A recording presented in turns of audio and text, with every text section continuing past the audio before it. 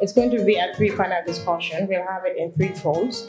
The first fold will be moderated by Mohammed Sandeh, who is from Solo Sandeh Foundation. They're also partnering with WAVE and other partners to commemorate this auspicious day. The second one will be moderated by Ms. Judith, and then the third one will also have someone from the legal-minded people to talk about issues of concern to the victims and how we can work around the TJ process.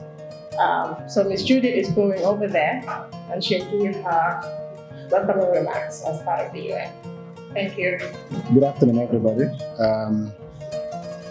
Representative of the Ministry of Justice, representative of the UN, invited guests, members of the press, ladies and gentlemen, good afternoon to you all. Wala di wax asalaamaaleykum képp ku nga xamante ni bàyyi nga lépp li nga def ñëw pour teewee waxtaan bi di la wax ne jërëjëf si ñëw bi ak si teewaay bi li may waxoon si anglais laa koy wax waaye dama noon bàyyi ma nuyu leen si wolof. On behalf of Freedom House and the Promoting Rights and Justice project, we are very pleased to support this event.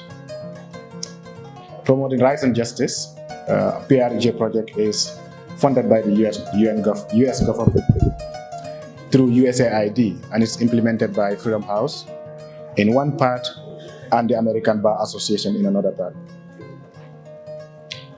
The purpose of our project, Freedom House, Promoting Rights and Justice, is to support the ongoing reform and transitional justice process in the Gambia, but at the same time, help build the capacity of media and civil society to be able to effectively carry out their functions.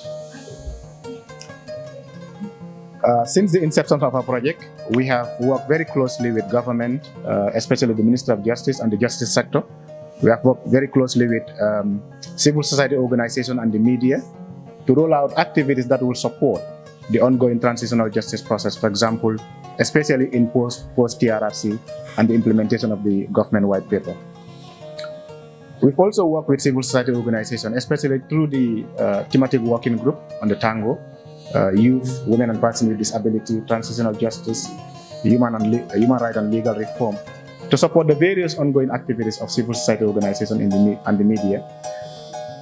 And we do this because we feel civil society organizations in the Gambia and the media are doing an important work that needs supporting.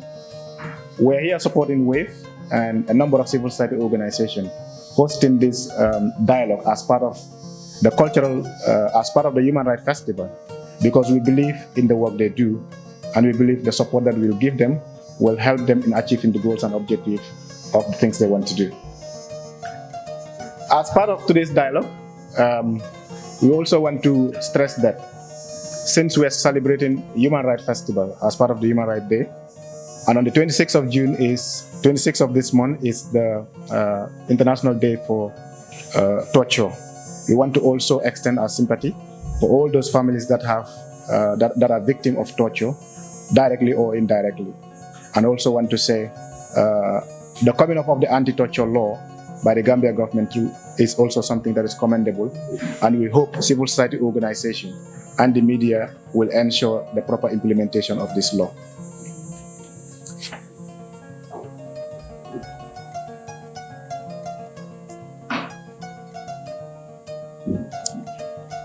Also, as part of our work, we are supporting a lot of civil society organizations as part of our small grant, which we're happy to announce also WAVE is one of the recipients of grants from Freedom House that will be implementing project in order to help especially victims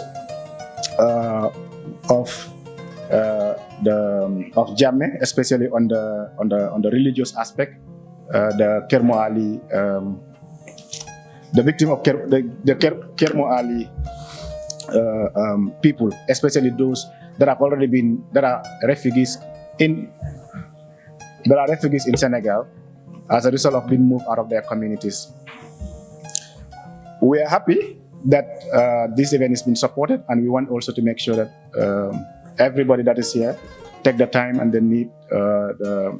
take your time, participate, and express your concern, and hope that we implement the laws that are, especially the legal reform, as part of the transitional justice process in the Gambia.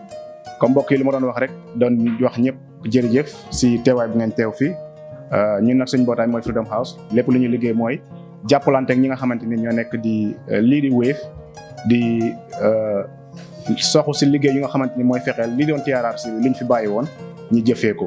am na réforme yoo xamante ni government white paper bi wax na ko li government bi war a def based on the recommendation yi nga xamante ni TRRC ñoo ko fa tegoon.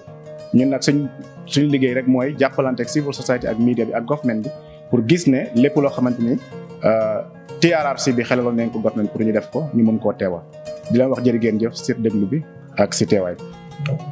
As mentioned earlier by Ms. Zainab, this activity is a stakeholder dialogue, and it forms is one of the activities that are organized by WAVE and its partners to celebrate international human rights, but also strengthen the participation of victims and stakeholders with respect to the Anti-Corruption Act.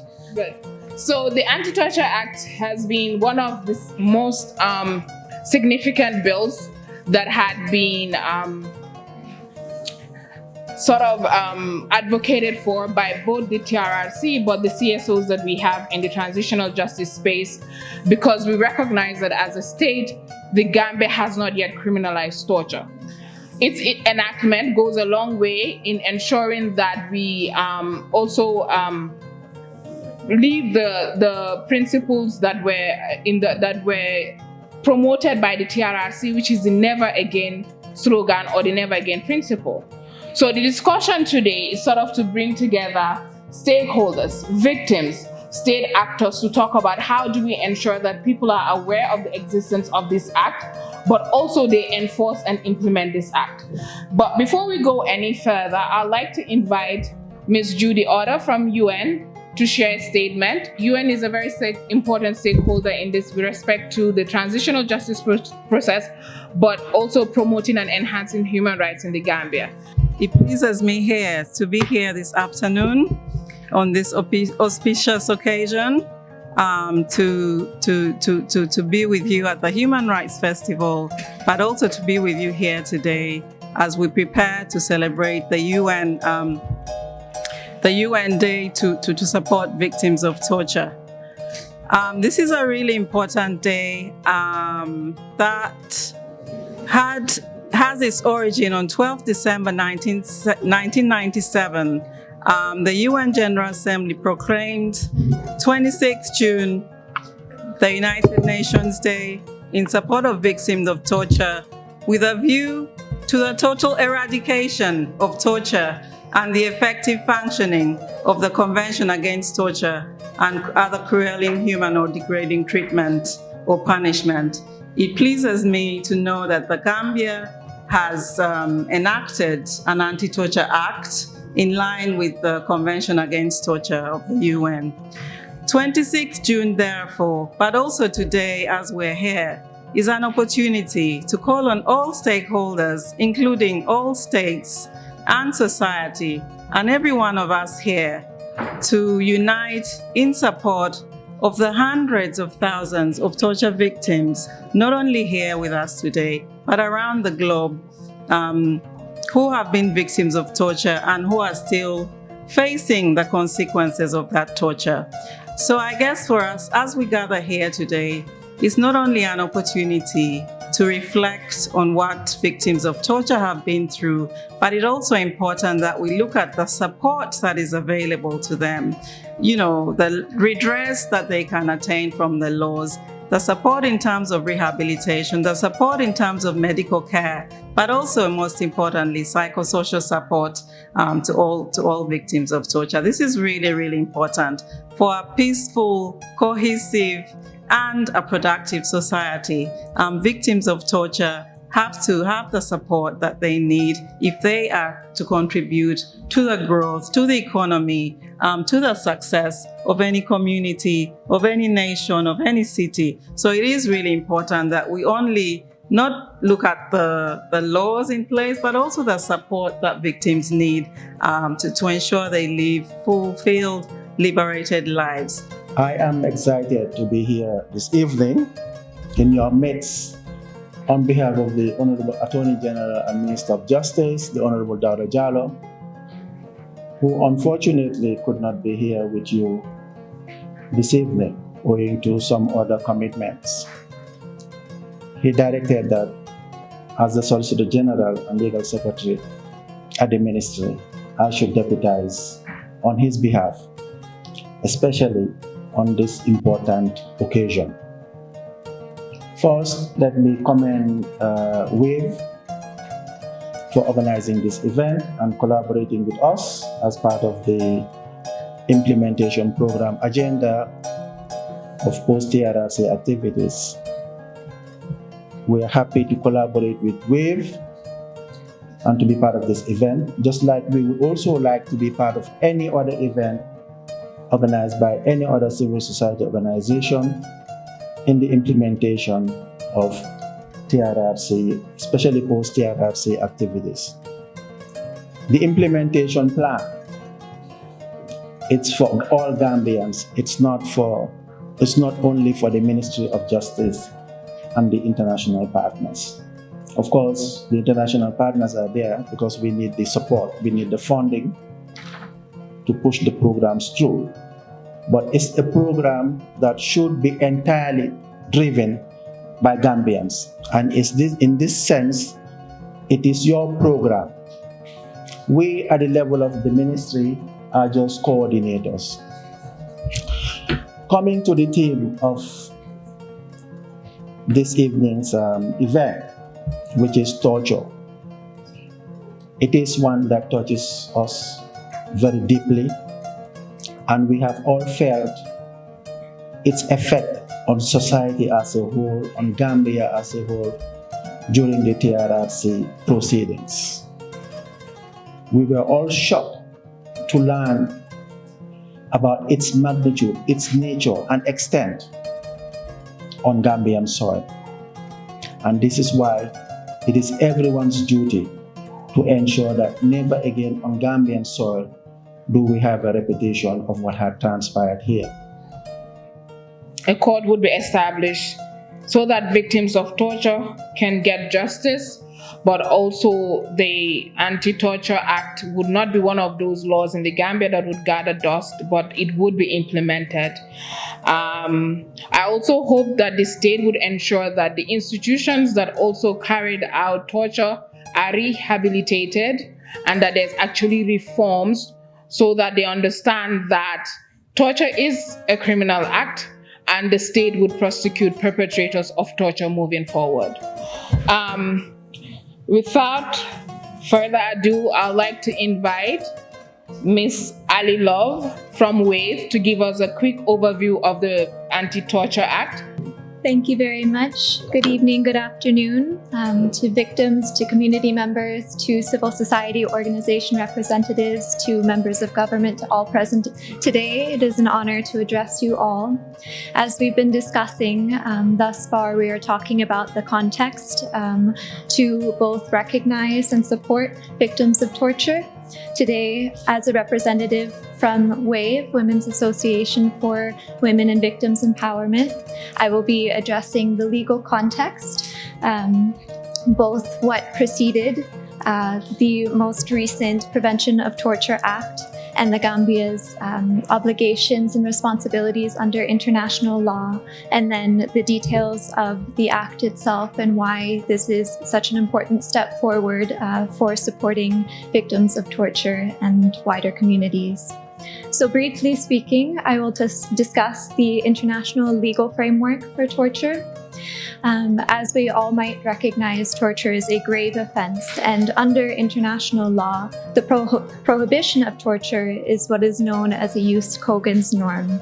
This means that, as with acts of genocide, slavery, slave trade, things of this nature, the absolute prohibition of torture is accepted by the international community as a fundamental principle of international law. without exception, as we have heard earlier. The international legal definition of torture is found in Article 1 of the Convention Against Torture and Other Cruel, Inhumane, and Degrading Treatment or Punishment. I'll refer to it here as the Convention Against Torture. The Gambia is a party to the Convention Against Torture. And in short, Article 1 of the Convention Against Torture defines torture as an act which involves the intentional infliction of severe mental or physical pain upon another person for a specific purpose. Some of these purposes might include obtaining information or confessions, punishing suspected acts, enacting intimidation or coercion tactics, or acting upon discriminatory beliefs. And under this framework, acts of torture must be carried out by a public official or officials, persons acting in an official capacity, or other non-state, state, or private actors with the knowledge and acceptance of the state.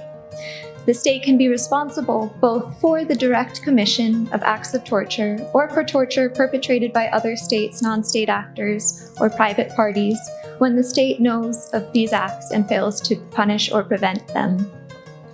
Now, moving to talk about the domestic legal framework, this is an area of a step forward, recognizing that while the Gambia has ratified the Convention Against Torture in September of 2018 and is a state party to numerous other international and regional conventions that prohibit torture. In March of 2023, when the National Assembly passed the Prevention of Torture Act, it created a framework for the domestic criminalization and prosecution of torture. Importantly, unlike the requirements of the International Convention Against Torture, the Prevention of Torture Act also criminalizes acts of torture perpetrated by private actors, regardless of state knowledge, which creates a further avenue for victims of torture to bring claims. Accompanying a potential fine of up to $1 million and/or a prison sentence of up to 15 years. The Act also prevents a framework for potential court-ordered reparations for victims and their families. This might include restitution, compensation, and rehabilitation. This in particular is important, recognizing that the effects of torture can lead towards long-term chronic care needs, and supporting victims over time through financial support, through psychosocial services, and the other amenities that the reparations portion of the domestic criminalization offer is a step forward. Now I'll take a brief opportunity to identify an important aspect of torture, that is the linkages between sexual and gender-based violence and torture. I'll briefly read a quote from a UN Independent Experts Joint Statement. Looking at systemic gender-based crimes of violence against women through the lens of torture and other forms of cruel, inhumane, or degrading treatment or punishment reflects the full impact of this pervasive cruelty on women's physical integrity, mental health, and human dignity. Defined briefly, sexual and gender-based violence is violence that is committed against a person because of their sex or socially constructed gender identity. As we may understand, it can take many forms, including sexual violence, physical violence, emotional violence, socioeconomic violence, domestic violence, and harmful practices that violate a person's fundamental human rights. In the Gambia, the government has acknowledged the need for a comprehensive approach to understanding and addressing the root causes and the instantiations of SGBV. And increasingly in the international community as well, we are recognizing the potential for certain acts of SGBV to amount to torture, triggering certain state and private responsibilities to provide redress and rehabilitation to victims. Some examples of SGBV that may amount to torture include, but are not limited to, rape and domestic violence, sexual humiliation, trafficking in human beings for the purpose of sexual exploitation, early and forced marriage, honor-based violence, conversion therapy, forced abortion or forced sterilization, uninformed and forced sterilization, and withholding access to reproductive health services. In the Gambia, the TRRC Commission report's 10th volume provides expansive definitions and examples of SGBV in line with these international standards. And importantly, the report connects certain acts of SGBV to torture, as does the Prevention of Torture Act in its sections identifying potential aggravating circumstances, including torture, including acts of rape, torture affecting those under the age of 18, and use of weapons or other materials. Now that the Prevention of Torture Act has been passed into law, conversations between victims, communities, civil society organizations, law enforcement, civil servants across sectors should give attention to its potential as an avenue for certain forms of SGBV alongside existing legislation. Thank you for your time today. I am honored to be here. I wish you well. Good afternoon, everyone, and all protocol observed. My name is Godansu Izeye. I work for the Center for the Study of Violence and Reconciliation, a no-profit organization based in South Africa, but operating in Africa, in the whole of the regions, including outside of our continent, globally, and our work is about supporting the victims of violence. On a day like this, where we are gathered to remember, to support the victims of torture, the work of CSVR as an organization that was created to support the victims of violence that was taking place in South Africa during the time of apartheid. And that was the time where violence were destroying all the communities in South Africa. It started as a project in university under the Department of Psychology. And from that time up to today, CSVR is continuing to work with the victims of violence. Thank you very much. I think everyone here speaks English perfectly well, so I wouldn't need to ask you to speak in Mandinka. But for the benefit of those that are listening, are in the crowd and they speak Mandinka alone or any other local language, you could expect some of English. Our panel, na panel discussion of Mitala Barakabake, na panel discussion of Miniti Mwanyol, na Kuruka Kuma important Nimba Kaja, Mimu Tojola impacts the Akaminke Mola. Mola balunyaro mol minialo be tajirinte yale kambala timbalia akamune kiela so many katala puruka discussion ninke ku important nimba ka for in like 20 minutes so whatever kalanda discussion of it Imran Dabo Imran Dabo bijang CSBR le Mr. Abdullah Bojang for victims who mini be Jambur Zainab Low, Wave, and the former Mohammed Sane Solo Sane Foundation. Nakachaba Kelamin to Walem coming up and Yamin Pumi Kata victims all and Mandura Lekan on all sides, especially around torture because we were talking about discuss. So quickly, fellow panelists, what I'm going to do is divide what we're talking about in like 3 or 4 aspects, and one of them is the physical effects of torture, which I would like Binta to deliberate on.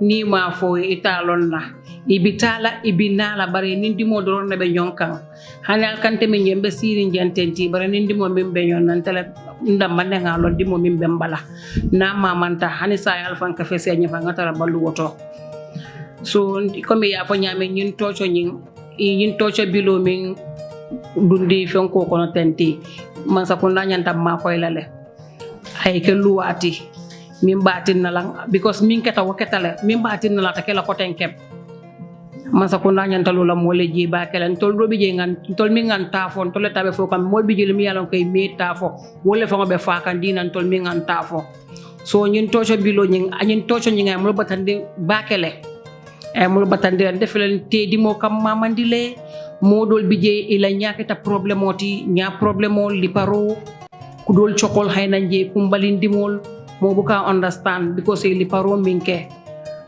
adimina warta bakele ambe masakunda dani la wala ikana feya wala ya du ay ke luwati because ni masa fango luwanyi fang horoma mol ba horoma la bandi man sama luwanyi ta sama nin silo la mol ta sama nin silo la ha ko be mu masakunda to la wabe be afla masakunda fango luwanyi ta ya sama nin silo la luwanyi horoma bandi man sama horoma mol ta horoma because mol fana be man sala jube kam man say min ka diata la mol fana bo tamala wala ko ni yake la diate to be luwa itol be luwanya to yake la diate ma mfana be tamala la dia molma okay ala barka.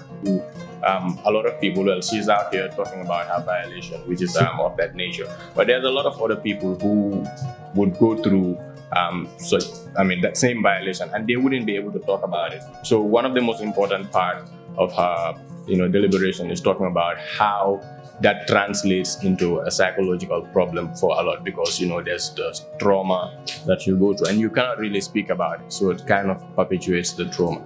We must thank ourselves, being Gambians, who voted out the junta in 2016. If he was seated up to this time, I don't think we can gather there.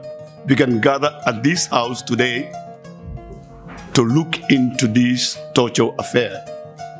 Thank God he's gone. When we talk about torture, excuse me,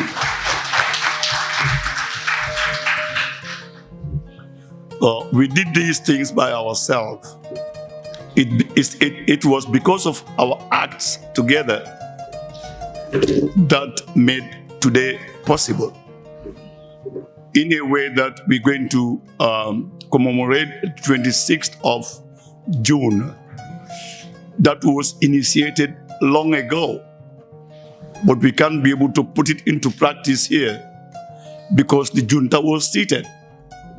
He has to do everything to make sure that the enablers may not be punished, even if he's still here.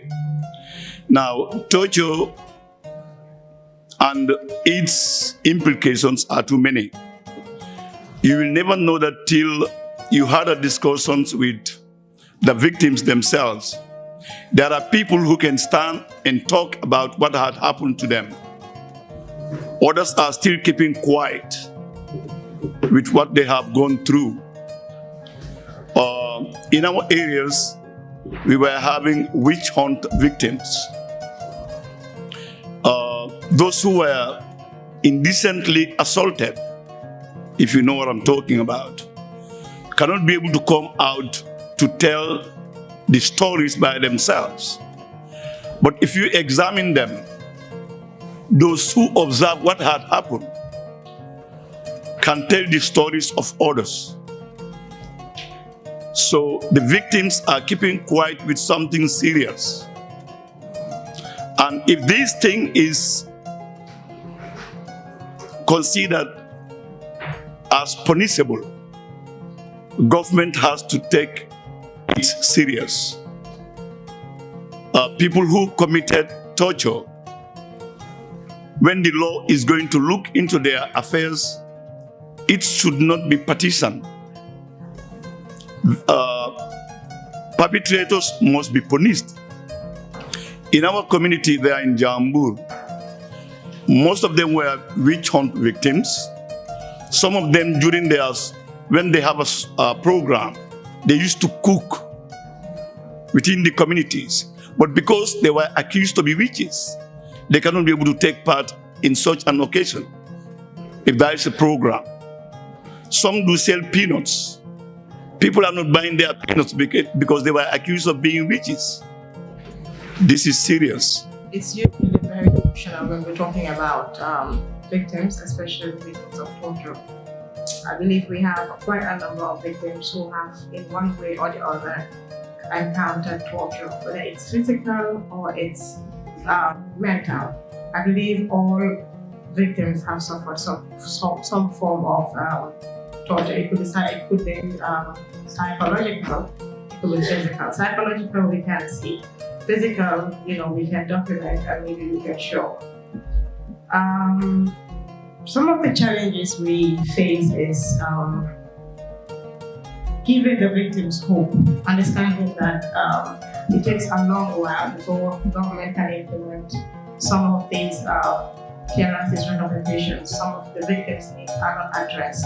Us as civil society, we're putting our hands together to help victims support themselves, give some agency to victims, but also to help them support their interim needs. Some of the victims have medical needs, like urgent medical needs. Others have urgent psychosocial support needs. Others have, they have their different needs. But us that are working hand to hand with victims, it's really very, it's draining. I'd say it's draining for us. Because one, we have to manage expectations. Two, we have to give them hope, to tell them that, there's light at the end of the tunnel, there's tomorrow. But also building that platform for them to also come out and talk about issues. Like Mr.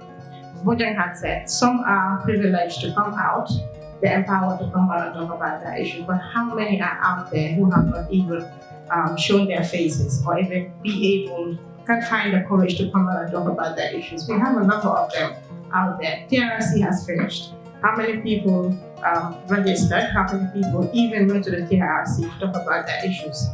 It's quite a huge number of victims out there who have not come out, and we have to deal with those victims, either helping them on the side or, finding ways of giving them hope to move through the day. It's been really hectic. I'd just like to add that in the aspect of the anti-torture bill, I believe us as civil society, we should try and popularize as much as we can, because it's an act already, but how many people know about it? When the moderator asked here, I think it was just a few people within us who know about the Anti-Torture Act. We don't know what the content is. I think we should find it, we should make it our obligation to find out what it says and how we can popularize it, but also how we can report acts of torture when it happens in our communities, in our homes, or in our offices, or even in our streets. We owe it to ourselves as citizens to report these things so that there are accountability measures that we ensure that what happened in the past doesn't happen again. There have been a lot of mechanisms that have been put in place, especially the security sector reform. I believe there's a lot of trainings with the security sector to enhance their understanding of human rights and uphold the rule of law. I think that us as victims, as a public, as whoever, in what capacity we come here, we owe it to ourselves, we owe it to our nation, we owe it to the victims of the past to ensure that there is guarantee of law and order. And read and understand what's in what the provisions are. But you find that there is a huge need for us also to work on engaging victims and getting them to understand exactly what the contents of this act are, and whether that or they adequately address some of the challenges or the issues that they face. And so, because of the shortness of time, I just listed a few provisions that I mentioned to some of the victims in the group I was discussing with. That shows that it is not just a copy and paste act that we have, but it's something that actually did take into consideration the statements of victims and the recommendations of the TRRC in the way it was drafted. So, for example, the first issue being that the act actually removes any kind of excuses for acts of torture. And we find that is significant because during the TRRC, we find that after the April 10 and 11, student massacre and the tortures that followed, was when the Indemnity Act was amended in 2001 to protect the security officers who committed some of those violations. And this act removes that element. It also allows, some of the most, I think, the most common excuses given at the TRRC was it was a directive. And if you look at one of the provisions in the Torture Act, it now makes the onus on the security personnel to disobey or to not to obey an unlawful order. An order that gets you to torture somebody, it's prohibited in the Act. It also discourages, concealing evidence when you know somebody had committed a torturous act. And also, again, that you can connect to the TRRC process, where the former CDS, Babukar Jata, it was, I think, the findings found that he and some of the other officials responsible had changed some of the documentation that would have kept records of some of these illegal acts of torture that were committed. But it also holds superiors accountable for the actions of their juniors, which was also something that we had quite a lot of during the TRRC. If it is your responsibility to investigate, or when you find out that something has happened and that is not or was not legal, or it was a torturous act, and you turn a blind eye, the act also has now has provisions for that as well. And it also allows then victims to make complaints, and not only against the state, but even non-state actors who commit acts of torture. And just finally, it also removes one of the biggest excuses that even now you engage some security officials and they tell you that this is why torture is, sometimes acceptable. It removes the fact that you can use evidence derived from torture as an evidence in any criminal case. So that removes that excuse that, it was necessary and that is why we did it. So these are just some of the brief elements that tell us that this act really did consider some of the issues that the Gambia had faced and victims of torture had faced during the previous regime. And if we're saying never again, of course, this needed to be addressed. And I think the act does a good job of that. But as I started, I will finish again. We need to engage with the victims to understand the contents of this act, and also discuss with them whether this is adequate or not. Because when I, and this is my final point, when I started the discussion outside, one of the things that was mentioned by some of the victims is this needs to be to be implemented. It does not have to be like some of the other laws that we have, where you have the law, but when somebody does the act itself, the authorities turn a blind eye. So it must be implemented to be effective. And I think we have a long way to go in terms of engaging and seeing how best we can make this implemented. Ntomutida Jaitalati, commonly known as Tida Baba Job. Nga diamo men soto mbafala wole keta sena we security sector reform mention janne kule me alonka kumayata bakele, particularly the prison sector, because nka diamo nka victim for, in as much as we talk about the victims, we should not even also marginalize the perpetrators, because ni perpetrators sambalwa nyatili nyala ye kitindi ye sika ye sama prison alto prison sector ni ko torture ntolka concentrate on the physical aspect of it, but ngaje ko the mental aspect abe mul fakane and abe siarinne membe caring. So ning reform keta prison sector to prisoners all melbe do ko wala je yaay tandila ko ñun melbe jantan ye sawana jang fare ye la ñantol le soto ye mutay ñante mutala ñameng ibaje la ko never again slogan ñing mba aten nolale bari ning security sector reform ta prison tuta koma akuobe manela bakela wole mna contribution of chabaraka. What I was going to advise the general public was that people must be aware of their right.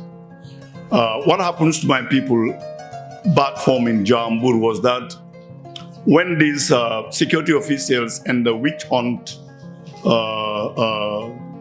hunters came there to arrest them and put them into those buses. First, those who were aware that these people were trying to abuse our rights, wanted to insist. They said, let's stand and fight off this team. But others, the elders there, said, no, let us comply with what they are telling us. So, and it is your right. Nobody should force you to use that concussion. It's against your right. People must be informed.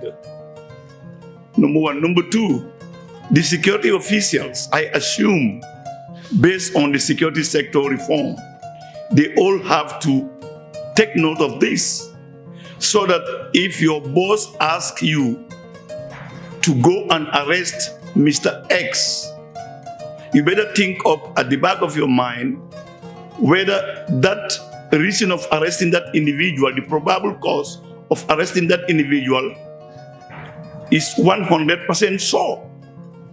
You are told to go and arrest somebody without even finding out what had happened. You jump and go and arrest the individual. I think this torture bill, or torture being punishable, has to help the police and other security officials in performing their jobs. I think this is what I have to tell the community. And thank you so much. Victims are being discriminated against. And I think this is something that the National Human Rights Commission and the Ministry of Justice should take on board and come up with frameworks to ensure that this does not happen and that victims are supported both financially, emotionally, and that they have psychosocial support. While Zainab is working on that, we'll just have the second panel discussion, which is talking about the available support for victims of torture. The first panel talked about the impacts of torture and shared victims' perspective. And this panel would be moderated by Ms. Judy from the UN, OHCR, and we would have panelists from the National Human Rights Commission, FLAG, Amnesty International, KM Braj, and Cairo Clinic. Can we have the panelists please join us? Make two observations. The first is that this year we are celebrating 75 years of the Universal Declaration of Human Rights. UN Human Rights and the global community, including everyone in the Gambia here, will be celebrating 75 years of this important document. So the Anti-Torture Act, which we're all talking about today, derives some of its provisions, some of the principles it lays out from this important document. It is really critical that we bear this in mind as we talk about this, because when we talk about the Anti-Torture Act, we're talking about rights to justice, we're talking about reparation, we're talking about accountability for victims of torture. So when we're talking about justice, what exactly are we saying? We're talking about fairness, righting past wrongs. In the context of torture, obviously, this means, prosecutions or complaints and other legal provisions before a court or a tribunal. When we're talking of reparations, we've all heard of the reparation bill here, which many of you have taken part here in the Gambia. We're talking about healing for survivors. We're talking about restoring dignity, humanity, trust, helping survivors to come to terms with what has happened to them and the consequences of trauma and injuries, and also, most importantly, breaking the cycle of violence. When we have torture, we are not talking about a thing that has happened in the past, but we're also talking about its potential to continue that violence, to repeat what has happened before. So it's really important that when we're talking about this, we talk about it in the context of how do we break this cycle of violence that happened for 22 years? How do we ensure that this doesn't happen again? And obviously, this leads me to the point about accountability. This means holding perpetrators and those involved accountable. So for us today, it's important that when we're discussing these things, we talk about the Anti-Torture Act as one small component of the broader governance reforms, of the government's reform agenda. It is only one component. There are other reforms that are taking place. There are security sector reforms taking place.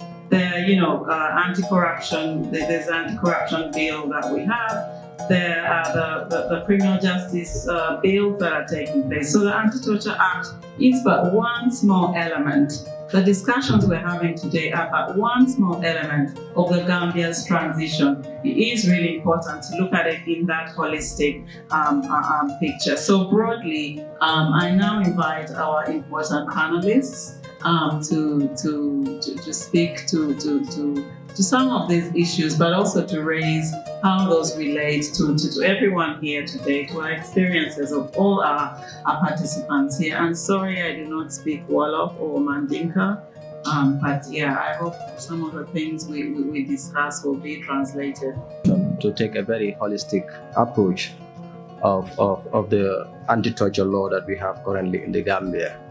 But first of all, I want to remind everybody here that the issue of the prohibition and prevention of torture against individuals is something that has been in the world for many, many years. For example, the UN Convention was since 1984 or thereabout. And then the Gambia only ratified the convention in 2018. And in 2023, we have the Act. Nonetheless, better late than never. It is today that we have in the conversation, but conversation against torture has been for a very, very long time, because torture is one of the very unique fundamental human rights and freedoms that have no exception, unlike the many other human rights that we talk about. For example, your right to liberty, your right to freedom of expression. All these rights may be restricted, they may be limited, they may be derogated from. But torture is one that cannot be derogated from. It is guaranteed in its absolute term, and I think this is very, very commendable because of the significant impact that it may have on the individual, but also on communities and society as a whole. A survivor or a victim comes to us and then shares their ordeal. So what we do is we try to refer cases to NHRC sometimes where we have institutional challenges, or sometimes we could even write to the IGP or to the ministry to help support or prosecute. But where we have issues mostly with investigations, or we believe that an institution is not taking up or is not responding to our letters of plight, we do write to the NHRC. As at now at FLAG, we don't have any trained lawyer who is specialized on MHPSS. However, we're expecting funding. I think it should kickstart before the end of this year to be able to help victims. Like when they come to the office, we don't really have specialties to give them psychosocial support. But we have received support from UNDP, and we are hoping by the end of this year we'll kick it start, so we'll be able to support victims on provide trauma-focused counseling and any needed psychosocial support.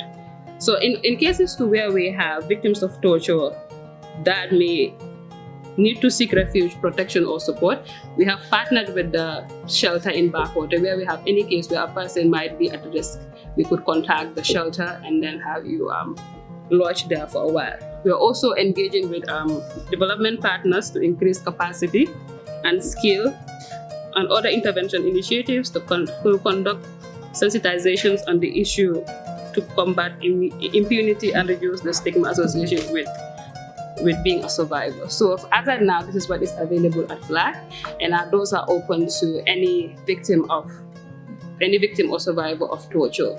And then it's not only limited to women and children, because lately we've been seeing even men come to our doors with serious issues that also require challenges. So you're all welcome. If there's any way we can help, we would definitely help.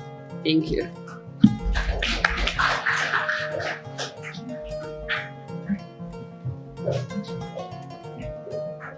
Not only from that, we believe also as well, yeah, also sorry. Okay. So then legal representation is always very important, and it can be very expensive to certain people. They cannot access.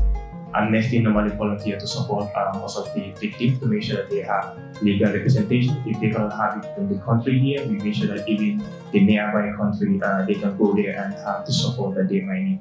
That's why Amnesty, whenever anything happened during the 22 years of dictatorship in the Yaya era, when we were able to want to go to Senegal, Amnesty was there to support the victims that were affected so that they can fight for their rights. So we do a lot of stuff, and then in terms of campaign as well, to make sure that I'm glad that the TRRC recommendation, most of it with Amnesty have been really helping the MOJ, the Ministry of Justice as well, and all the stakeholders.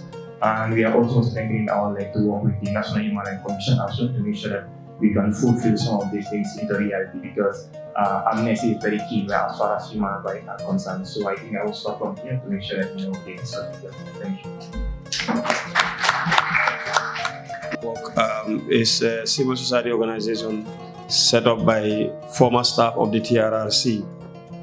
We thought of creating this network because when we were at the TRRC, we realized during our outreach activities that a lot of people talk about never again, but they only attach it to the TRRC. So we had this fear that when the TRRC work is finished, it's likely that people are going to also lay down the concept of never again, because the TRRC is no more. So we believe the never again concept should be built in the minds and hearts of the people, and the fight should continue to make sure nothing similar to what had happened here in the 22 years of the dictatorship ever happened in this country.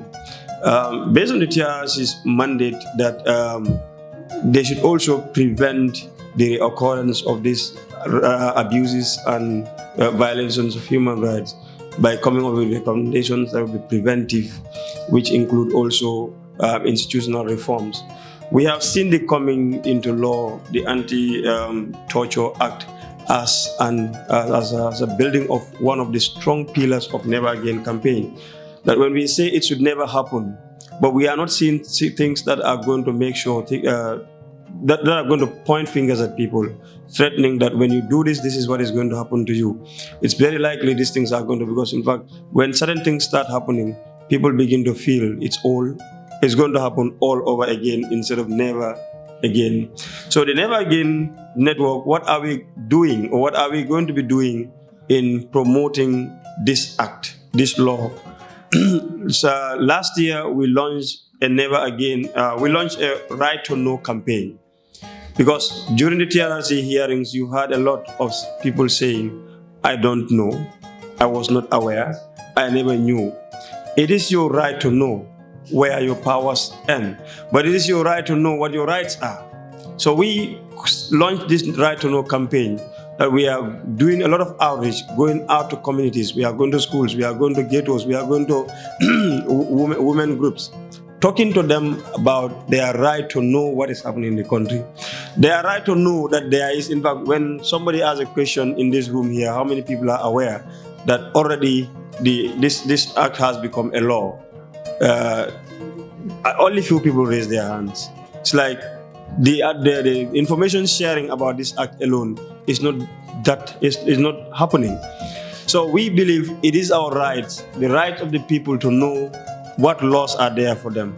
If torture is prohibited, is there any law? Yes. What is in that law? I think this event alone is educating enough, and all of us are going to serve as ambassadors, I believe, after this event, to let the community, the people know that there is a law, that when you see anything that is similar to torture, or when you see any torture being committed, you have a personal responsibility as a citizen of this country. You have a personal responsibility, but we also have collective responsibility to not keep quiet with it. So here, what we are calling is, there is a religious teaching that whenever you see something happening that is bad, use all your strength, all your powers to stop it immediately. But if you don't have the powers to stop it, then use your tongue, talk against it. And we believe we have been too much quiet that enabled dictatorship to the extent it has affected us in this country. So never again should we be silent when rights are being violated. We will not be quiet. The media plays a very important role in sharing information and educating the masses. I think government is not utilizing the media as they're supposed to do. For instance, there are a lot of activities that are happening, and within the transitional justice period, you have the enactment of laws, you have other things that are happening, but the public is not aware, obviously, and that becomes a problem, and people start shouting, saying that government is not doing anything. That's not people's fault, it's government's fault. So government should be utilizing this media. I could recall, I even raised a concern that the minister during the launching of the white paper, I could recall vividly at the Kairaba International Conference Center, that government, to be precise, the Ministry of Justice should bring back the monthly briefing. Media should accompany this process. If not, people will not understand what is going on. So what media can do is first is raise awareness. We can raise awareness on this law and make it very simple for everyone to understand. Secondly is we also we've been creating platforms for victims. I think I was privileged to train some of them here how to utilize the media. The victims, I've seen my aunties here and people from Modhali. How can they use the media themselves, not allow others or probably to be part of the discussion, not just leave people to talk, for them, but also rather how can they utilize the media. I did a training with them. I think I was invited by the Journalists for Justice to do a training for them. So we have to continue that. Also, the GPU, the Gambia Press Union, has championed the cause, towards law reform, legal reforms, and one of which we initiated the ATI law, in partnership with the CSO Coalition on Election on access to information, ATI. This law is already there; it's enacted, and unfortunately, the timeline for the establishment of the commission has elapsed, and the commission is not established, and the law is there. And this law will empower victims to seek for relevant information with regards to, things that concern them directly. For instance, the reparation, what is happening, is the money sufficient? What is government doing towards ensuring that people are giving what they deserve? So this law is there. I'm hoping that the torture law will also be fast-tracked, not delayed as the ATI. So for us, we also secured a project to ensure that we have a partnership with government towards implementing the access to information law, because it has been there. The timeline that was given for the establishment of the commission, still there is no commission. So we have to keep on pushing to ensure that we have this law implemented to the fullest. We have to keep pushing to ensure that the law for torture on torture to be implemented to the latter. So on that note, thank you before you allow me. Thank you. Coming to the topic, that is torture. Torture has long-lasting health impact, and this, for example, will include post-traumatic stress disorder. So this will normally happen to people who have been tortured as a result, because torture is not an experience that is within the range of normal human life experience. So whenever a human is exposed to those kind of experiences, they develop stress disorders, they have mood changes, and a lot of other things will happen. And then this can be seen in their behavioral pattern. So at Cairo Clinic, what we do offer we can provide cognitive behavioral therapy to these patients, and also we can provide medical treatment as well. Because somebody who has undergone such kind of stress, for example, due to rape, when you rape somebody, that is another type of stress that would lead to post-traumatic stress disorder. You will see that these people or this person, a woman of such nature, will have certain type of behavior. For example, before they're going to bed, they're going to be closing their doors or maybe checking the doors if they are closed more than 10 times before they can sleep. And this is a behavioral disorder, eventually leading to psycho-occupational or psychosocial or maybe social occupational disorders. So this will have negative impact on the economy as a whole. So also the same National Human Rights Commission can do in terms of responding to cases of torture. Then we had from FLAG about the legal aid they provide both women and men in respect of torture. Then of course we had from our colleagues from Amnesty International the importance of partnership, collaboration, but also transnational collaboration beyond just working with colleagues here in the Gambia, but in Senegal and in other countries as well. Then of course our colleague from the Never Again Network emphasized the importance of keeping the flame burning, but also raising awareness in communities. Then obviously GPU, that was very interesting. The importance of communication in all our work. Communication, not just for results, but we have to communicate what we are doing, how we do it, so we bring everyone to the table to ensure this works. Then obviously our colleague from the clinic who emphasized the importance of medical support. So on that note, we will finish this session. We will not have any questions because of time. It's a Saturday, we have our session next. Okay, well, I know we have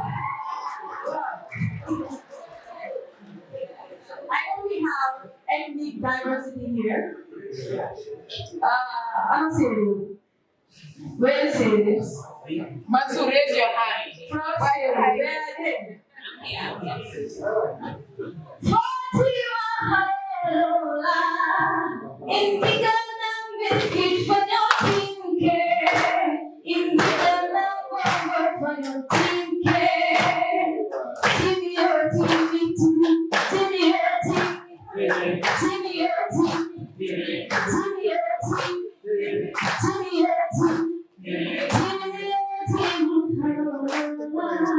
Where did your last? Because I know, where did your last? Do you have your last here?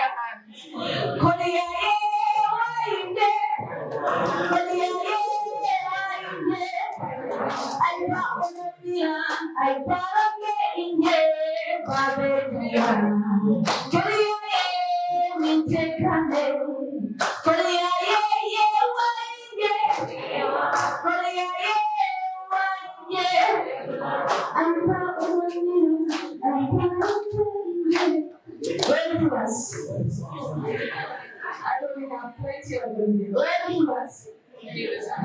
Okay. Okay, I can sing only one song and sing famous. Ambience, I want ambience.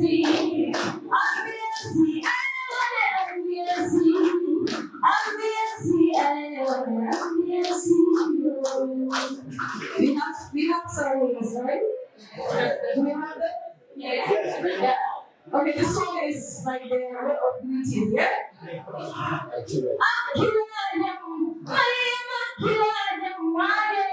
I want you guys to say Mariam, right?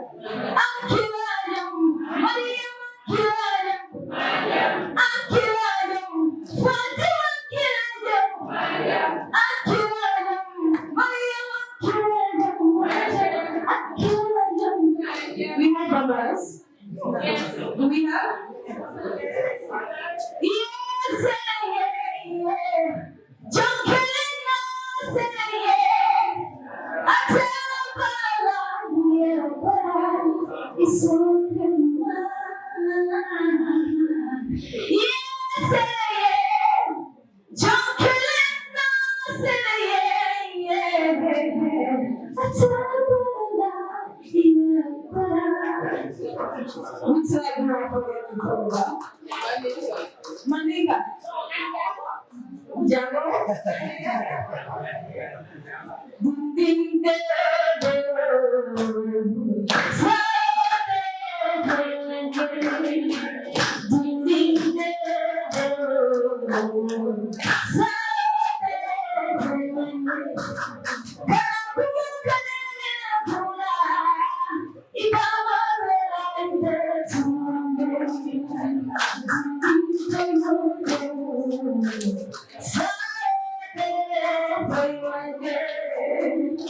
Okay, thank you. I'll be coming back with more rights because here is Mr. Asusu Kora there. Meanwhile, let me just allow you guys to continue with the discussion here today, torture, is something that I personally led witnesses to share during the TRRC process.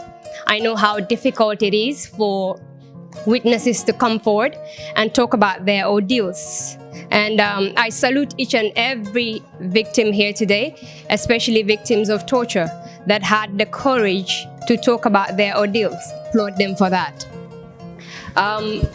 The Ministry of Justice is the captain for the transitional justice process.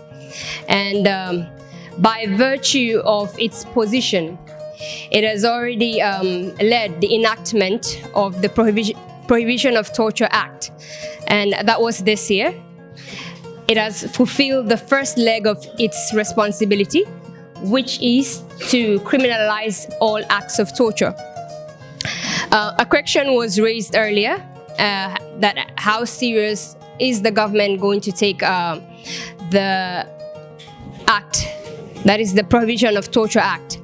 Once this law is in an act, that means it applies in courts in the Gambia.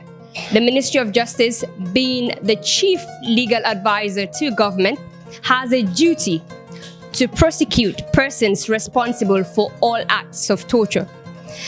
In order for us to carry out this responsibility, the law on torture has to be popularized. The police officers have to know that there is a law that prohibits torture in order for them to be able to investigate and know the elements to look for. The citizens also need to know that there is a law on prohibitions of all forms of torture in order for them to report. If you do not know that there is a law prohibiting torture, you cannot report it.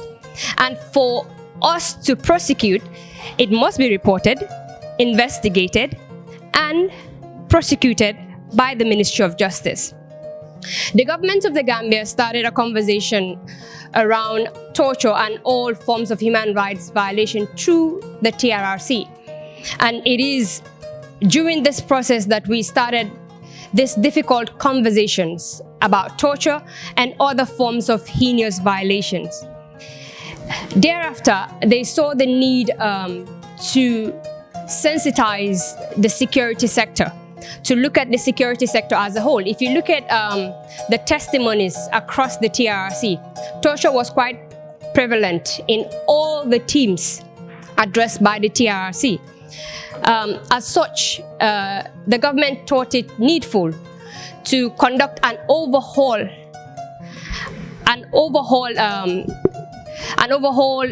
setup of the security sector reforms. So there is a security sector reform ongoing to holistically look at all the security sectors that have been responsible for torture over the years we were under a dictatorship. And these security sector reforms have actually come up with some really needful ideas. One is the Prison Act.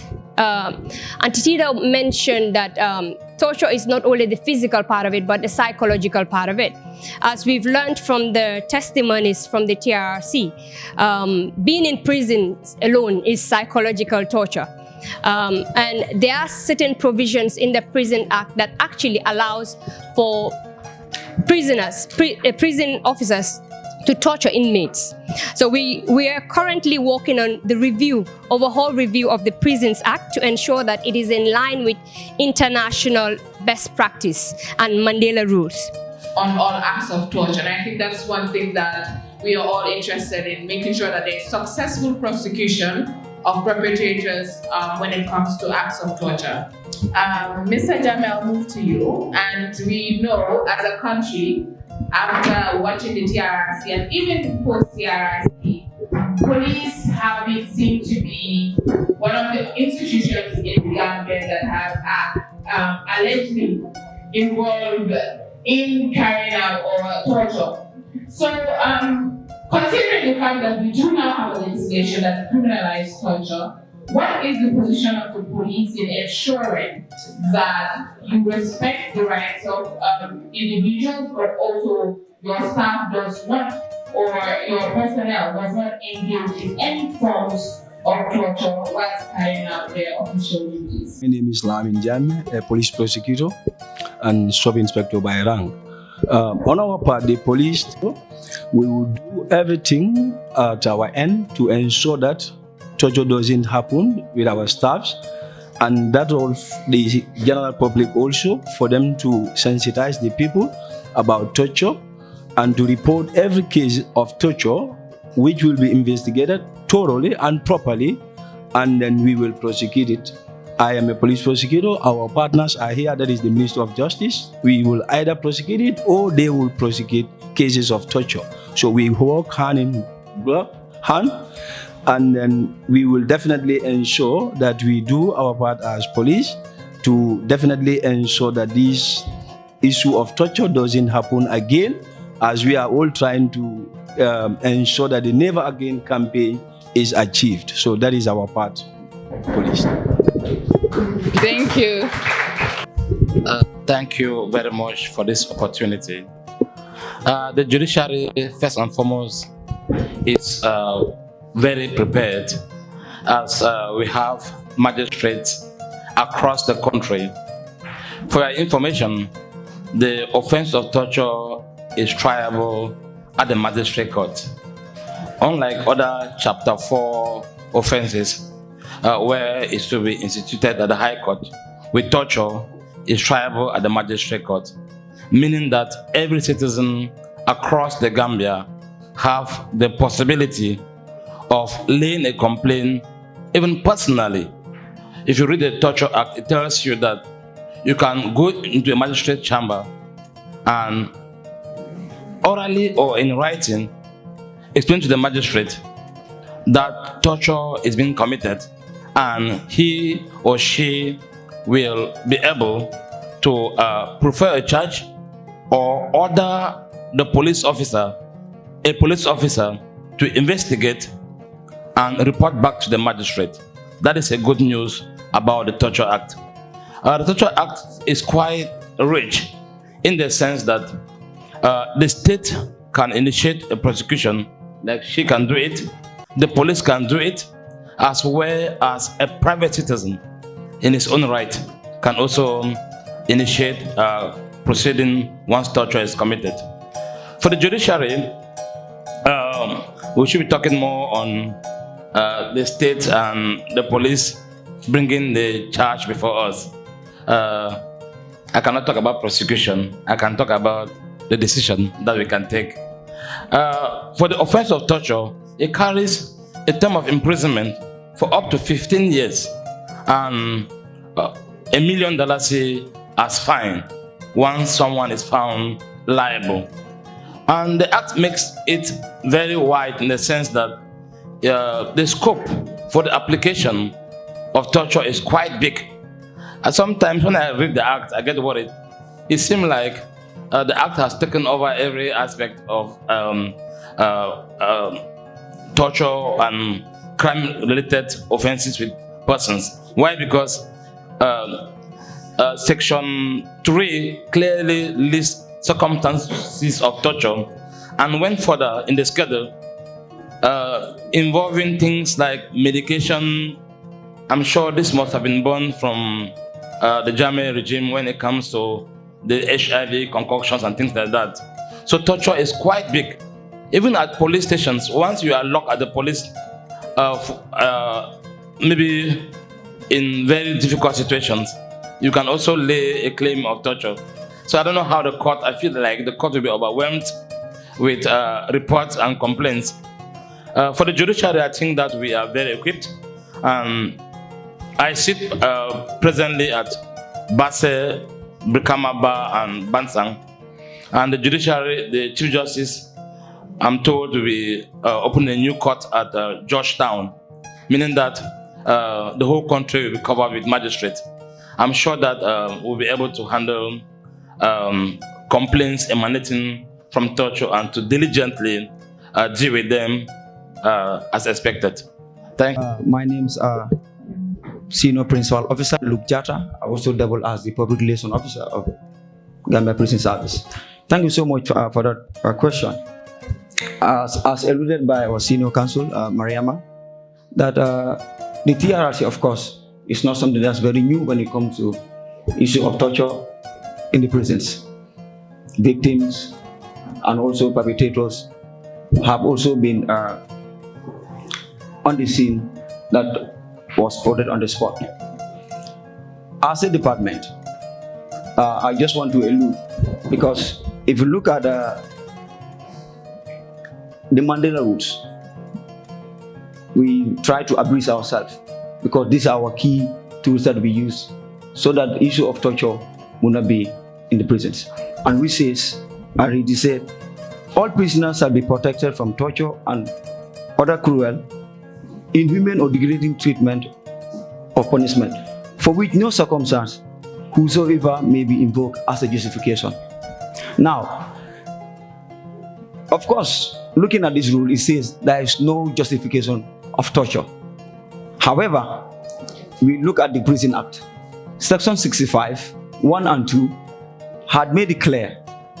Let's say, for example, offenses related to mutiny, cowardice, assault are a form of punishment that individual will be faced with torture, which, however, is not a justification, even when the law is provided. And the punishment attached to this is what? Corporal punishment, meaning that the person will be subjected to 12 strokes. Is that progressive? However, it is not. So as a department, through the help of the Minister of Justice and also key players, we try to come up with a new bill. And then this new bill, it's a bill that provides for respect for fundamental human rights. In fact, we are able to embed other human rights issues that were not found in the previous act, which was laid back 1953 and amended 1990. So you could see that these acts were very archaic and they were not very progressive in nature.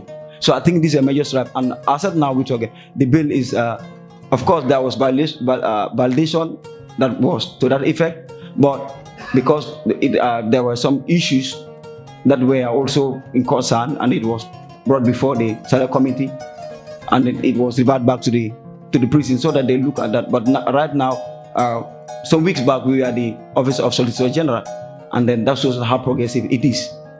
Not only that, there were a lot of undertakings as what next, except when it comes to issue of torture. One, in 2017, the Director General made an overhaul to Section 65, subsection 1 and 2, that no issue or element of torture will be found in the prisons.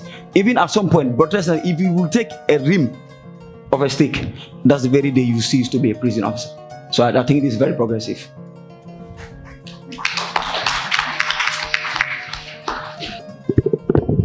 We'll just give allow 3 people to give to ask our panelists questions. I'll not choose. I'll let Priscilla choose. Where's Priscilla? Yes, we need 3 questions. 3 because of time. 3 people. I'll just choose one. Honorable, because he wanted to ask a question from the first panel. The aspect of seeding this into our value systems. Why I am saying this? Because I think that should be a broader approach towards the idea of never again. Because we're talking about people perpetrating certain things that is against society. And I think that's indicate that there is something wrong with society. The line drawn between dictatorship and good government is a very, very, very thin line. Yes, the inspector has talked about the issue of prosecuting or the changes that are happening. But if you have a dictator, you cannot do it. The precinct officer have also said the same thing. He cannot do it if he has a dictator. So the idea is that these things must be ingrained in the person, in the human person. Looking back at our values, at our cultures, at our commonalities, our value systems, so that we build these core issues, these core values in those systems, so that we become the Gambia that we all want to be. One of the issues, one of the questions that I had wanted to ask, particularly on the Act, does it warrant a regulation so that it is not left subject to anybody's interpretation? Because a regulation will detail out what are the processes, what are the procedures that should happen if X, Y, Z happen. So that everybody will understand, yes, this is what I should do, this is when I should do it, this is how I should do it. Who is responsible for this? When is he responsible for that? So that it becomes very clear, so that it's not left again to government. Because we all know government is the perpetrators of torture, because it is in their institutions. And I'm not referring to current government or former, I am talking about governments, because they hold brunt of these institutions. Even the justice ministries, they are beholden to politics, because we have seen that everywhere. So it is not just enough to leave this act and its implementation to government. They have, justice ministry have alluded to this. It must be a participation of everybody, every individual, every actor, every stakeholder. But it behoves the government to spell out in this collectivism who holds what responsibility, when can you do it, how do I hold the other stakeholder responsible for what he has done or not done. I think this should also be spelled out. This should be very clear. Like I said, I have been at the TRRC.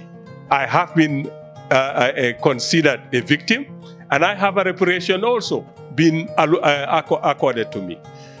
I might have $1 or $2 in my pocket every day I want, but why should it take 6 years today that until today none of those victims have gotten or received that part of their reparations? And I think government has a milestone today, which is good, which is important. But I think it is taking too long and too selective in what is being implemented, what is being done, and when it is being done. And I think if we shift away from this, focus on core priorities, the idea of never again, the idea of making sure that we have this closure, that will happen. Because the greater issue here is about transformation, it's about reforms. We have talked about, I will close on this side, we have talked about the broader view on reforms. Police, the armed forces, I have been fortunate to be part of drafting policies for the armed forces, from national security policy, from the defense policy. But there are certain things that have been talked about here. These are institutional. We must look at it from that aspect, because the individual cannot do it. When an individual, a service personnel from a disciplined force receive instruction, he will do it. Particularly if it is under a different circumstance like we have today in our country. He will do it, he has no choice. But if we hold those who are above it, the greatest brunt of responsibility, they will make sure that those instructions, when you pass them down to the individual, it is one that is of law, it is one that bears respect to the individual that it is going to be against. Thank you very much. Tumado mo jamalen sute jam men be marli jara lo bundale di amuta ngamoyle mangale kamoy baki bari ye même fo pour ma ko robe kala bari ntemo ma ko roje kadum telle be solo sande ni men ye muta nyola musu fule be kurandi ali meje nyin ka foko na jam jumal tata jube wala jumal tata foko ko ngata jube ngai sama lopta ngadi be ko ngai sama lopta ngata jar o mu wan secondly ma ngare ka moyde bari ni membo da prison adiya mu da ngadi ya mo moyde prison wo kay wo man correct mel mo ken dol bi jele de bari mo kurun asiata jele si wolta si falin harama dun ya mara inyantalo ne ba mar la nyame momu ka mo mara ko falo momu ka mo mara ko suwo ika mara ko harmadi yamun nim funda bandan nata banto dun teke mbe ni yoto dun na place to batan ko fol wef mbe ten dum mbe jay la bak jere jef amulen moro so di de mama nana yaade nata jam bite mbelo ren jam wef la sabu dani ni yoto dun dipe ni fen ko ha wala nani loto jam bar prison ni tata mo ken dol bi jele bar mo kuru jama bi je ndaba prison ntala je karsa bi je mbe prison ngara membe keri men ka fo ani men ka fata bakele ali ngalon ko be mu molati nga nyomuta nga nyo ni mota dame ya lon ko ndaba ta prison lumme mo mamira mbe funtila bar ala yem funtindile fode men ka ta nyaala je ngabelo ni ko mba fa jambe la janne bi bar ndabe fola na fatala ke wulolen jeeti yamu yo wala ñoy ko bunda ndafta jele fulani ministre fana e ni permanent secretary fana tin ko ma ja nata da ya fa ministre ko mo bere ka nyantat president mo bere ka nyantat ka fa mbe ñimbe pati kar watu je mo bere ka nyantat president na me yala bunda konkon kala tele mo mo nyaata president ay budayele ay diamu bitimol ye bitimol ata sindi yaaj ministre fo ñim fana permanent secretary mbaki la ministre kan ni ministre ni futata je ni meye bunda konko salamu alaikum kana fo ñim mantal tele patio anda kula ko na jabe naje ta dum da kula ko na man dun ko na naje yaaje mbo fana kila ministre ka fere siri membe siri nyaato jara fana ndingulo mu ngala na be ministre je ni altata sa ministre ko ni mbe nata ni momo ni nata akana jibe ñimbe na patio wala ñi carte fay kuda ñindi de Gambia kuwo la ñinti Gambia kuwo wala mo ñun kuwoti ni men nata jere da konkon ale da ele ndelle mutata ndelle nyaajat bi masakunda be lot wala adam ya ndelle mutata wala na masakunda be lot wala ni masakunda lota ni mbeta momento bi ali nga ñoo jube nga ñoo kala muta nga ñoo faham ni am wala nga yam fanyoy yam fobe kala nyaadile ni tata men na bunda ko na e faale yam fobe kala barname faale imuida yam fara jumale nte yam fara moy yaje wala mu alal hakko bindi anata da ministre safa ni president de safa na kuma kani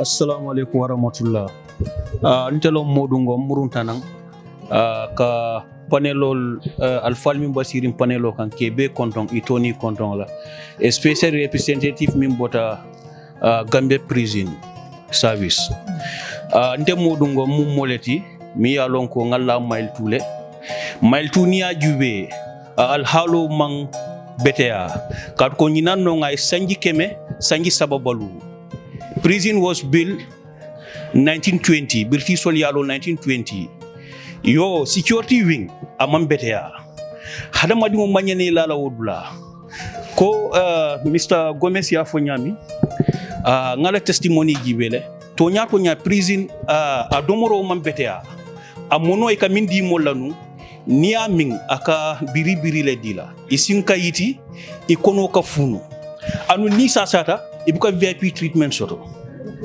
ndenga VIP treatment moy dami wolon NIA kat ko nin solo sande nyol lelaje bamba dinka ni ke dundige e ka folo ko al VIP treatment di nyina so VIP treatment ite kamera fo e ke sambale e sindi paneloto e a conditiono e fe wontende masibolo woti wallahi ngam min fo ngalonni wo VIP treatment kabi ya dintele e ka fonde famous modungom I'm supporter of UDP. I lost my left eye. I encounter lot of difficulty ko jukuna ne muso ya fo nyami jemu ke wuloldi bari VIP treatment bla Ousmane Sonko kataje ex interior minister ay interior minister ke nyum banko kan 10 years atela ka fal VIP treatment di ñunulla andung atela ka fo e mul sok courant la ntete ya sok courant la hani bi e manfongo nafano nga kodi wo kodi sodo nka be ke treatment solo sende ya bute akoy alin so jola ngam e kayete min na jang Fatu Camara I can fully remember aba sundi ne wolunga akoy ko alin so nga sungote e kayeta sungote la jang that a very Thursday NIA nogoy woko ya je même to let limbola ka tawle Ousmane Sonko kay ko kumo min fo plateforme kam fe ba hany la ka fu ja kay ha wo be ka Ousmane Dabo la ñini pour ka trouble bar Ousmane Dabo man tolle démonstration man fello ndia dati je nimpatil mi yafo PPP long NRP discourse mun to Amad Bala bureau okay prison mudulalti dulami ya lonko al halo mambetia de je remind wing fonga ikamol sindi daming kele kitio bot je la fun al halo mambetia kad ko ni la fesum nala ikachamba poto le dila ni la fala jonkondo ye fano wara yeta jonkondo mi ya lonko is very sad anu ni mira ikagana stressless prison betea masakunda nyanta katale interior minister sas yeta parliament ye mozono dundige new prison lo prison mi alon ko mo be sa imuna fanno dami anin dunia la sarto eta standard prison bar ñin dula manke dula walla manke dula ngamo be tentu ngejayi ala barka alnal badi malo modungo wassalam Now call Team Wave to come give a vote of thanks and closing remarks. Thank you very much. Is it on? Hello. To say we're happy is an understatement. We are super glad that everyone came out in your numbers, in your different designations, no matter where you came from. We are thrilled to say that this has been a success, and we are very proud of all of the inputs, recommendations, whatever came out of here. We are proud of you guys today. And we want to say a big thank you for taking time away from your homes, given the short period that we're going through. Some have to be away from here to go and prepare for Tobaski. But we are elated to have a full house to ensure that victims' plight are heard. On that note, we also want to let you know that we're rebranding Wave. And it's now, instead of Women's Association for Victims Empowerment, it's now Women's Association for Women and Victims.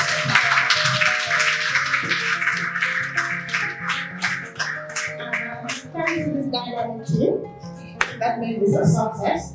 We've been working day in, day out, middle of the night, daylight, come rain, come shine, to ensure that this becomes a reality. And then we ask for your prayers to ensure that this is not a one-time event.